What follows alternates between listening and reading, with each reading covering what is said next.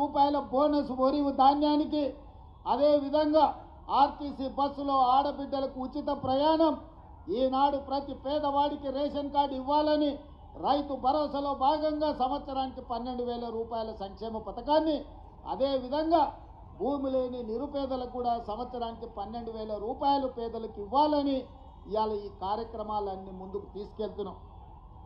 పేదవాడి ఆత్మగౌరవం ఇందిరమ్మ ఇల్లు 2004 నుంచి 2014 వరకు ఆనాడు డాక్టర్ వైఎస్ రాజశేఖర రెడ్డి, శ్రీమతి సోనియా గాంధీ గారి నేతృత్వంలో ప్రతి పేదవాడికి, ఇల్లు లేని వాడికి, ప్రతి ఒక్కడికి ఆనాడు ఇందిరమ్మ ఇల్లు 25 లక్షల పేదలకు ఇచ్చి ప్రతి పేదవాళ్ళకి ఇల్లు కట్టించాడు.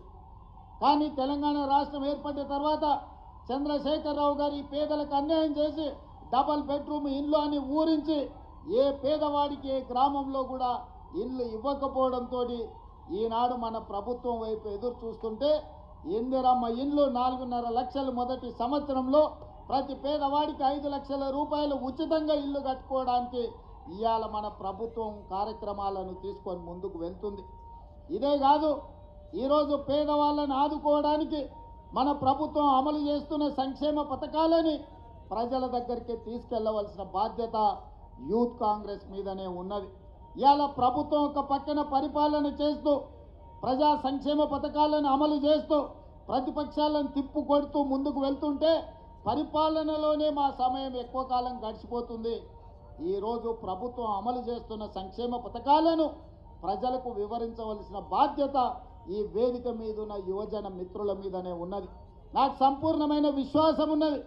ఈరోజు ప్రభుత్వం అమలు చేస్తున్న రైతు రుణమాఫీ కావచ్చు, ఇందిరమ్మ ఇండ్లు కావచ్చు, ఇందిరమ్మ ఆత్మీయ భరోసా కావచ్చు, ఆడబిడ్డలకు ఉచిత బస్సు ప్రయాణం కావచ్చు, రాజీవ్ ఆరోగ్యశ్రీలో 10 లక్షల రూపాయలు ఉచితంగా పేదవాళ్ళకు అందించే సంక్షేమ కార్యక్రమం కావచ్చు. ఇవాళ ప్రతి సంక్షేమ కార్యక్రమాన్ని పేదల వద్దకు తీసుకెళ్లవలసిన బాధ్యత యువజన కాంగ్రెస్ మిత్రుల మీదనే ఉన్నది. ఈరోజు ఇక్కడికి వచ్చిన వేలాది మంది రేపు భవిష్యత్తులో తండాలలో, గూడాలలో వెళ్ళాలి.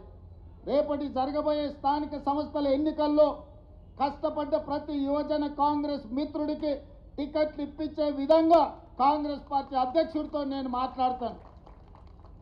ఆనాడు నేను అధ్యక్షుడిగా ఉన్నప్పుడు చెప్పిన ఫ్రంటల్ ఆర్గనైజేషన్స్ కానీ అనుబంధ విభాగాల అధ్యక్షులు తీసుకోమంటే చాలామంది అదేదో చిన్న చూపు చూసినట్టు మాకెందుకు ఈ పదవి అన్నట్టు కొంతమంది పక్కన పెట్టారు.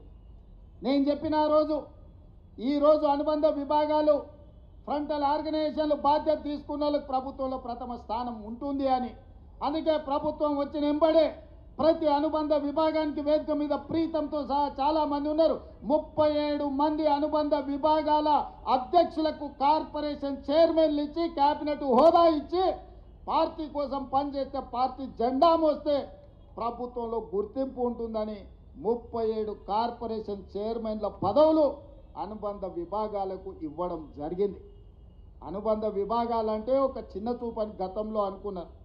ఇవాళ అనుబంధ విభాగం అది ఎస్సీ డిపార్ట్మెంట్ కావచ్చు, ఎస్టీ డిపార్ట్మెంట్ కావచ్చు, మహిళా డిపార్ట్మెంట్ కావచ్చు, లేకపోతే చిన్న చిన్న డిపార్ట్మెంట్స్ ఏది ఉన్నా సరే ఏదో ఒక డిపార్ట్మెంట్కు నాకు పదవి ఇవ్వమని పెద్ద పెద్ద నాయకులు ఈరోజు వస్తున్నారు.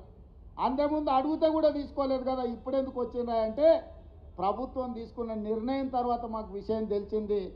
అనుబంధ విభాగాలకు అధ్యక్షులుగా ఉంటే కార్పొరేషన్ చైర్మన్లు అవ్వడానికి అవకాశం ఉంటుంది, ఎన్నికల్లో టిక్కెట్లు రావడానికి అవకాశం ఉంటుందని ఇప్పుడు అర్థమైంది. అందుకే మేము బాధ్యత తీసుకుంటామని ముందుకు వస్తున్నారు.